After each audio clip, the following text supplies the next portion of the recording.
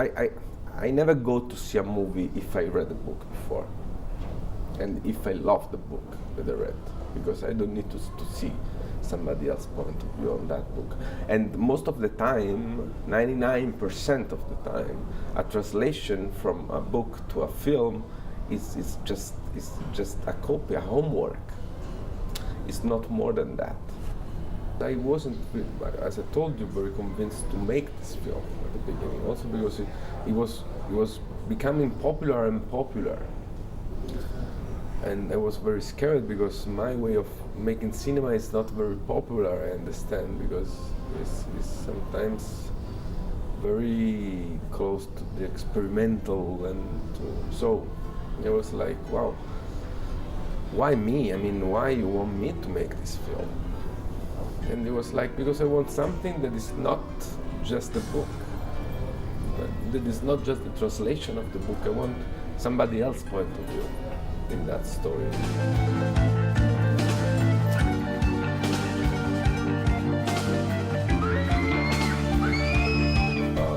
The first time I read the book, I wasn't very in love with the form that Giordano uses to tell that story. But something of the book was very attached to me. I mean, when Giordano described the two traumas, the Alicia's trauma and Mattia's trauma, and I believe he succeeded in a kind of a miracle, because he described an archetype of suffering. I mean, the original sin that everybody has. Everybody has a starting point of his suffering, you know. And he succeeded to give that original scene a color, a voice, a context, like an environment. And I was skiing when I was a kid, but I never fell down. And I never abandoned a twin sister in a park, but still I was totally identified with them. Sei qui? Ti ho cercato dappertutto. Andiamo di là? Ti siedi. No, dai, devo lavorare, andiamo di là. Ti siedi, per favore.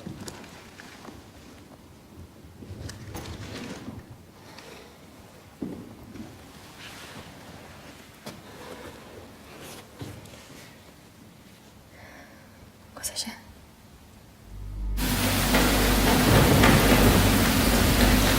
Mattia, cosa c'è?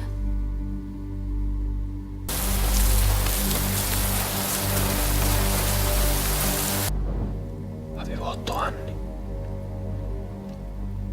Anche Michela. Era mia sorella gemella.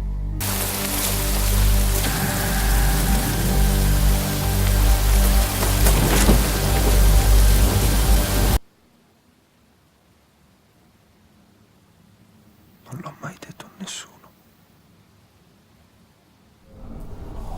The two main actors were fantastic, because they were, I believe actors are like person. They have to risk their life to make something that, which is of course not risking the life literally, but try to put all you can inside a film, and they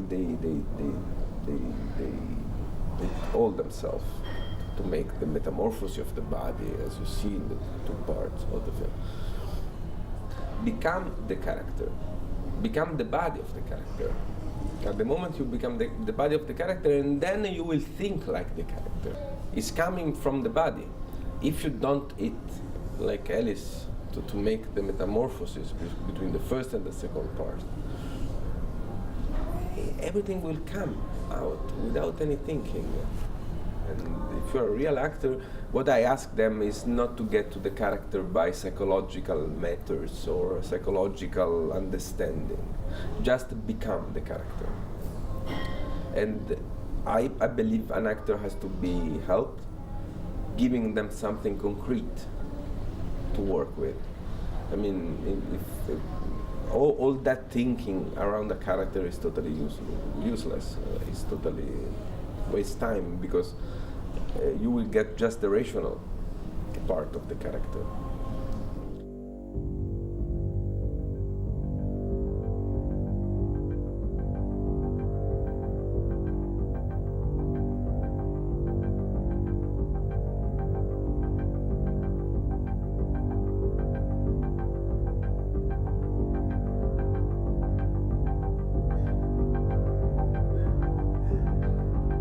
Mike Patton is crazy, first of all. It's totally like, but he's funny. His music is always full of humor. He got a very strong sense of humor, actually. So I just called Mike Patton, and it was like, wow, hey, let's do it. I mean, I like it. And we just worked together a little bit, and he was sending me all these crazy materials. And then I told him also to think about John Carpenter's film music, all this synthesizer from the 80s, all this. The color of the music was the blues, the blue, electric blue. I mean, that was the atmosphere that I wanted to give the film. Sei proprio sicura? Vabbè, andiamo. Dai, torniamo indietro. Perché? Ciao, io sono Viola e lei Alice. Siamo della seconda B. Non vi presentate? Oh! Io sono Mattia. Dennis. Volevamo invitarvi ad una festa sabato a casa mia. Venite? Cosa hai fatto la gamba? You know, at the moment I read the book of Giordano, there was so much suffering in that book. Every kind of sickness was there. Every kind of sickness. So I was like, what, that's an horror film. This is too much. I mean, I cannot put the people in a realistic way in front of that suffering, because this is not honest. You know, life the cinema is bigger than life, you know? You are in a black room watching something that is bigger than you. So you will believe me with some tricks. And I cannot put you in front of that suffering in a realistic way. So I was looking for something which is just fantastic to let experience, you know, in a deep way the suffering, and not to be blackmailed by the suffering. I wanted to make a fantasy movie, fantastic not in the adjective like it's beautiful, but fantastic in the way it's full of imagination and fantasy. So I was scared of anorexia, for example. I was scared of self-injury. I saw something on the internet, but it was very like, Mattia's, in the book, Mattia may be sick by this sickness called, I don't remember, it's a kind of, when you are like Rain Man. But I don't want to limit my fantasy. You know, I don't want any limit, because this is a romantic film. I mean, so my thing was, she is becoming like that because she's missing Mattia. I don't want to know the reason behind that, the mother. She miss her love. She miss the person that will complete her. And the same Mattia is getting fat like that, is losing himself because he's missing something. And something is Alicia.